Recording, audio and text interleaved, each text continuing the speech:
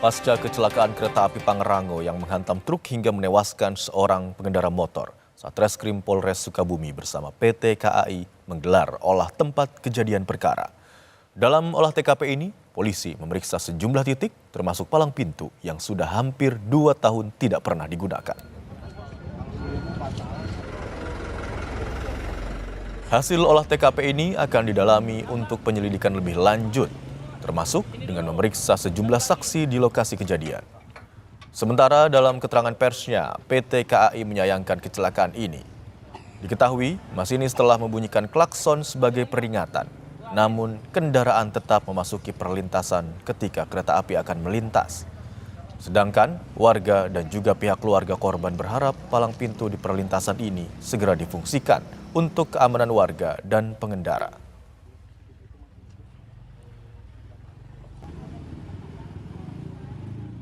Kondisinya sekarang gimana korban tersebut? Kalau saat ini memang kondisinya cukup parah karena memang harus dioperasi, bahu sebelah kanannya mengalami patah atau dislok gitu kalau nggak salah.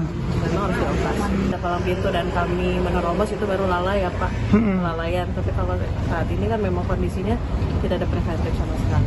Jadi berharapnya sih memang harusnya ada perbaikan. Kecelakaan di perlintasan kereta api tanpa penjaga di jalur alternatif Kampung Babakan, Desa Karangtengah, Kecamatan Cibadak, Kabupaten Sukabumi ini terjadi pada Jumat sore. Saat itu, kereta api melintas dari arah Sukabumi menuju Bogor. Sementara truk box tengah melaju dari arah Nagrak menuju Cibadak dan melintasi perlintasan rel tanpa penjaga. Benturan keras tak terhindarkan sehingga truk box terperosok ke sisi rel dan menyeret seorang pengendara sepeda yang kemudian meninggal dunia. Selain korban meninggal, sopir dan seorang warga setempat yang saat kejadian sedang mengangkut sampah di sekitar lokasi mengalami luka parah. Porto udah ada. Ada kereta yang mau ke Bogor ya sekitar jam 3-an. Nah, terus ketabrak box ini. Sehingga menimbulkan yang buang sampah ini ketabrak juga. Kenek dan supir langsung dilarikan ke rumah sakit dan warga di sini.